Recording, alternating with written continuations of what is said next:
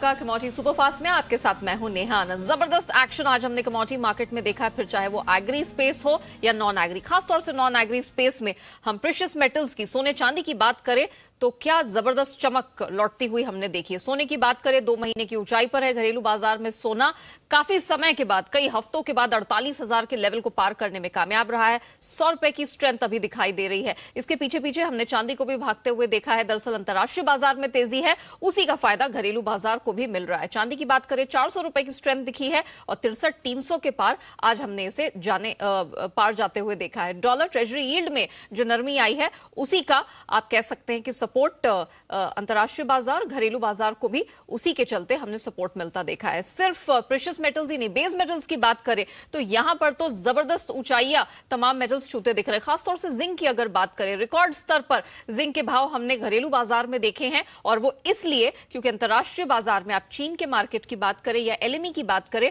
हमने जिंक को 14 साल की ऊंचाई छूते हुए देखा है। जो जिंक प्रोड्यूसर निरस्टार है उसकी तरफ से जो एक बयान आया है कि वो गोइंग फॉरवर्ड पार कट की स्थिति को देखते हुए अपने उत्पादन में कटौती करेगा। तो ये सप्लाई साइड कंसर्न्स हैं जिन्होंने जिंक को बढ़ावा दिया। सिर्फ जिंक नहीं, एल्यूमिनियम, कॉपर, लेड, सारे मेटल्स आज इसी कारण से चल चुके हैं। अब बात कर लेते हैं एनर्जी स्पेस की। कुछ ट्रेडिंग सेशंस के लल के बाद हमने कच्चे तेल को वापस लौटते हुए देखा। एमसीएक्स पर कच्चा तेल 6,115 रुपए के पास 1% की तेजी के साथ ट्रेड करा। दरअसल अंतर्राष्ट्रीय बाजार में हमने ब्रेंट को एक बार फिर से $84 के पार निकलते देखा है। यूएस क्रूड की बात की जाए तो वहां स्ट्रेंथ देखी है। नेचुरल गैस की कीमतों की बात करें तो यहां पर हमने स्ट्रेंथ बनते हुए देखी है। अगर आप इन्वेंट्री नंबर्स की बात करें तो इस साल यूएस उत्पादन घटाने का अनुमान है, ईआईए की ऐसी रिपोर्ट में निकल कर आया। तो ये तमाम फैक्टर्स हैं जो एनर्जी मार्केट को पूरा सपोर्ट दे रहे हैं, फिर चाहे वो कच्चा तेल हो या फिर नेचुरल गैस हो। अब बात करते हैं एग्री स्पेस की। एग्री स्पेस में अगर तिलहन के, खाने के तेलों की बात की जाए तो यहां पर दबाव है। लगातार दूसरा ट्रेडिंग सेशन जहां हम दबाव देख रहे हैं। सरकार की पुरजोर कोशिश है कि किस प्रकार से खाने के तेल, तिलहन की महंगाई को नीचे लाया जा सके। कल हमने डबल वैमी बनते हुए देखी। एक तो सितंबर के महीने में एडिबल ऑयल का रिकॉर्ड हमने इंपोर्ट होते हुए देखा है। वहीं दूसरी तरफ हमने देखा कि सरकार की तरफ से सीपीओ, क्रूड सोया, सनफ्लावर ऑयल और क्रूड सोया ऑयल, इन सब में हमने कस्टम्स ड्यूटी 0 होते हुए देखी और बाकी भी खाने के तेलों में हमने इफेक्टिव जो ड्यूटी होती है उसमें कमजोरी आते हुए देखी, गिरावट आते हुए देखी और उसी के चलते खाने के तेल, तिलहन में दबाव है। लेकिन वहीं दूसरी तरफ ग्वार सीड, ग्वारगम, इसकी जो तेजी है वो थमने का नाम नहीं ले रही है। लगातार हम देख रहे हैं कि ग्वारगम फिर से चढ़ा है, 11,000 के पार इसकी कीमतें हैं। ग्वार सीड की बात करें तो 6150 के पार ये कमोडिटी भी ट्रेड कर रही है। इस पूरे हफ्ते की बात करें तो 5 से 7% की स्ट्रेंथ हफ्ते भर में ही ग्वारगम की कीमतों में देखने को मिली है। तो ये कुछ बड़ी खबरें हैं इस वक्त कमोडिटी मार्केट में जो हम आपके लिए पेश कर रहे हैं। लेकिन अब कमाई के मौके कहां हैं, इस पर बात करेंगे। मोतीलाल ओसवाल के जिगर धर्मशी हमारे साथ जुड़ चुके हैं। जिगर जी, नवरात्रि की बहुत बहुत शुभकामनाएं। अब हम आपसे फटाफट जानना चाहेंगे कि कहां कहां कमाई के मौके। तो गोल्ड में बताइए, गोल्ड ने एक अहम आंकड़ा, एक अहम रेंज के पार जाने की आज कोशिश की है। क्या ये तेजी जारी रहेगी, क्या रणनीति है? जी हाँ, बिल्कुल। मुझे लगता है कि जो करंट मोमेंटम है वो आगे भी कंटिन्यू होता हुआ दिखेगा और इन्फ्लेशन को लेके जो कंसर्न्स थे वो अब सपोर्टिव दिख रहे हैं प्राइसेस के लिए, गोल्ड के लिए। तो मुझे लगता है कि तेजी कंटिन्यू रहनी चाहिए। हावेवर थोड़ा प्रॉफिट बुकिंग जरूर आ सकता है 47,870, 900 तक के लिए। तो वो लेवल्स पे खरीदारी का मौका जरूर से लेना चाहिए गोल्ड में। 47,700 का स्टॉप लॉस लगाना होगा ट्रेडर्स के लिए और 48,200 तक के टारगेट्स आते हुए दिख सकते हैं। सोने के साथ साथ चांदी भी चली है, तो क्या चांदी को भी इस तेजी का फायदा मिलेगा, खरीदारी बनती है?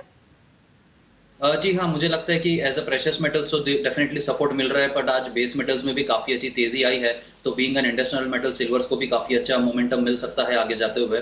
तो सिल्वर में भी अगर थोड़ा सा प्रॉफिट बुकिंग आता है तकरीबन 63,000 तक के लिए, तो मुझे लगता है कि वो बेटर लेवल रहेगा खरीदारी करने के लिए। 60 to 625 का स्टॉप लॉस लगाना होगा और टारगेट स्पेसिफिक मुझे लगता है कि 63,900 से 64,000 तक के लेवल्स आते हुए दिख सकते हैं। Very well. कच्चे तेल ने फिर से कमबैक दिखाया क्योंकि अंतर्राष्ट्रीय बाजार में हमने ब्रेंट हो या फिर यूएस क्रूड हो उसको फिर से भागते देखा है। क्या ये तेजी जारी रहेगी? Is it here to stay and if yes, क्या खरीदारी की जाए मौजूदा स्तरों से? जी हाँ, बिल्कुल। मुझे लगता है कि क्रूड में अब जो बीच में कंसोलिडेशन था, अब वापस एक रिवर्सल आई है, ट्रेंड कंटिन्यू होता हुआ दिख रहा है। तो मुझे लगता है कि क्रूड में खरीदारी ही करनी चाहिए। 6090 का लेवल्स काफ़ी अच्छा रहेगा इंट्राडे खरीदारी के लिए। 6050 का स्टॉप लॉस लगाना होगा और ऊपरी स्तरों पर मुझे लगता है कि 6180 तक के टारगेट्स आते हुए दिख सकते हैं। ओके। जिगर, आपने जब चांदी की बात की थी तो बेस मेटल्स का जिक्र किया था और आज पूरा अटेंशन बेस मेटल्स पे चला गया है, खासतौर से जब हम एल्यूमिनियम जिंक पर नजर डालते हैं। मुझे बताइए कि बेस मेटल स्पेस में आपको कमाई के मौके कहाँ दिख रहे हैं? जी हाँ, बिल्कुल ओवरऑल बेस मेटल्स जो कॉम्प्लेक्स है काफ़ी अच्छी रैली देखी है। ज़िंक में तो हमने ₹15 का गैप अप ओपनिंग देखा है। तो मुझे लगता है कि ओवरऑल एज़ अ कॉम्प्लेक्स में सप्लाई कंटेंट्स जो है वो काफ़ी ज़्यादा सपोर्टिव रहेंगे आगे जाते हुए भी। एलएमई इन्वेंटरीज़ लोअर लेवल पे कंसिस्टेंटली नीचे आती हुई दिख रही है। तो मुझे लगता है कि ओवरऑल मीडियम टर्म पर्सपेक्टिव में तेज़ी रहेगा। बट अगर पाँचों मेटल्स में से जो कोई पिक करनी होगा तो मुझे लगता है कि लेड एक काफ़ी अच्छा मोमेंटम उसमें अभी तक शुरुआत नहीं हुआ है, तो लेड एक अच्छा रन अप दिखा सकता है। 180-50 पे खरीदारी करना सही रहेगा। 181 का स्टॉप लॉस लगाना होगा और 185-50 के टारगेट्स आते हुए दिख सकते हैं।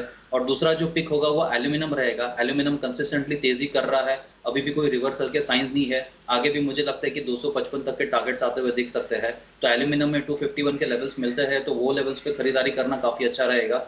वो 249.50 का स्टॉप लॉस लगाना होगा और जैसे मैंने कहा 55 से 57 तक के टारगेट्स आते हुए दिख सकते हैं एल्यूमिनियम में। वेरी वेल जिगर, बहुत शुक्रिया हमारे साथ जुड़ने के लिए और बताने के लिए कि इस वक्त इस समय कमोडिटी मार्केट में कहां कहां है कमाई के मौके। बहुत शुक्रिया आपका हमारे साथ जुड़ने के लिए। चलिए इसी के साथ कमोडिटी सुपरफास्ट को देते हैं यही विराम, लेकिन बने रहिएगा आप जी बिजनेस के साथ।